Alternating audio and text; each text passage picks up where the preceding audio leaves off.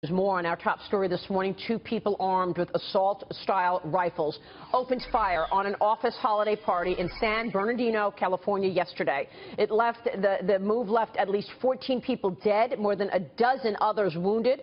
Former Senate Majority Leader and Special Middle East Envoy George Mitchell joined us last hour and said terrorism is likely. The early signs indicate that it is an act of terrorism, but the FBI is reserving judgment, and so I suppose we all should do so.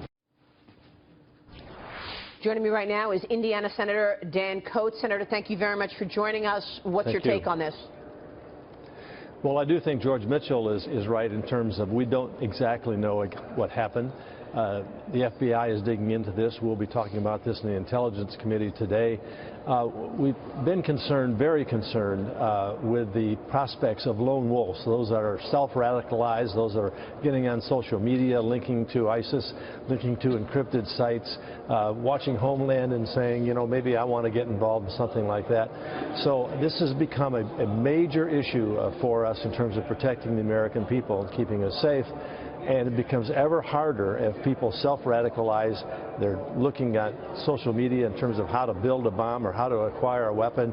They're arming themselves and they're doing these kinds of things. And so it's an enormous issue. It's the world we live in right now. It's just a culture of violence that's sweeping across the world, and I think it's very unsettling. Senator, we've got Steve Rogers here, who I want to get into the conversation. He's a former FBI National Joint Terrorism Task Force member. But let me get your take on something that keeps coming up this morning with all of our guests, from George Mitchell to Jim Kallstrom at the FBI as well. And that is the metadata program, the NSA, the handcuffing that the U.S. lawmakers have seen or been faced with in terms of tracking terrorism because of this encryption of technology. We can't even track them on the phone, can we? We have compromised our intelligence capabilities severely, I think. I've worked and fought against this and came up short. A number of us were pleading with our colleagues here not to go the route of, oh, they're listening to all your phone calls. That wasn't true at all. That was a false proposition made by some members irresponsibly. This is a major issue here. We need every tool that we can in order to determine who's out there trying to either organize or trying to radicalize themselves.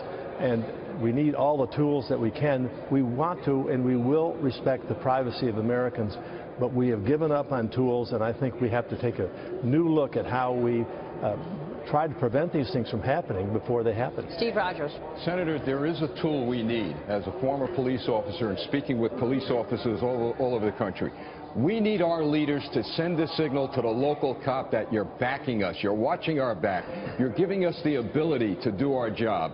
We have not heard that. We have not. All we've heard is criticisms from Washington, people jumping on the bandwagon against police. It's, you know, in order to secure this country, we need our local cops. So my plea to you is, do whatever you could to let those men and women in blue know that our government has their back. Do you have their back? Well, yes, we do have their back. There may be some that are, for political reasons, joining with those protesters who are simply saying, way overselling the problem here, causing law enforcement people to basically stand down because they're so afraid of walking into a situation that's going to end up in a situation where they become the perpetrators of the crime and not those who are actually committing the crime. There is a balance here that does need to be achieved, but we need to work and bring our communities together with our law enforcement officials. And I think everyone in Congress ought to support that. There will be mistakes along the way. Those people need to be, that has to be adjudicated. They need to take responsibility for that. But we need a coordination of law enforcement together to deal with some of these, together communities to deal with some of these problems that we're seeing spreading across the United States.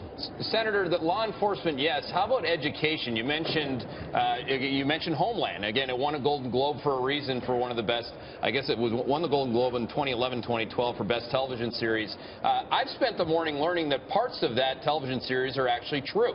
How do you find a balance with that in educating people that this could be happening in their neighborhoods? Well, we're not going to shut down Homeland. We don't want to censor here in Washington deciding what people can watch.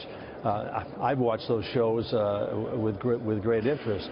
But I think what they're depicting in that is that we have a serious problem here in the world through this radicalization that is taking place through whether it's ISIS and ISIL that is motivating through social media, whether it is others who are just copycatting what's going on here in these mass shootings.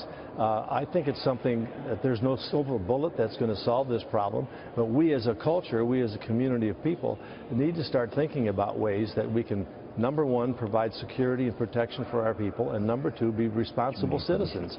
And this is not an easy task ahead of us, given the culture that we're facing right now. Senator, we want to move on to economic issues before getting back to the Intelligence Committee, but markets this morning are getting impacted. Mario Draghi is speaking live right now from the European Central Bank, saying he's extending asset purchases to at least March of 2015, and that the economic recovery in Europe has been dampened. We know that Federal Reserve Chairman Janet Yellen is set to speak before the Joint Economic Committee, which you chair. What do you expect to hear from Janet Yellen this morning?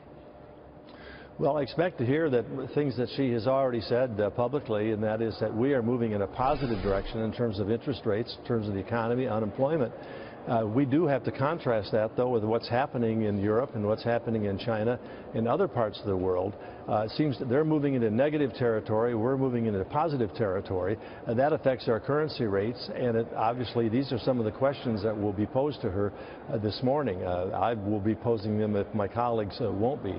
But it's pretty clear that the signals are out there for the beginning of the launch of interest rates. And I want to ask the question of how does this contrast with the going into negative territory on some of our major trading partners and global partners around the world?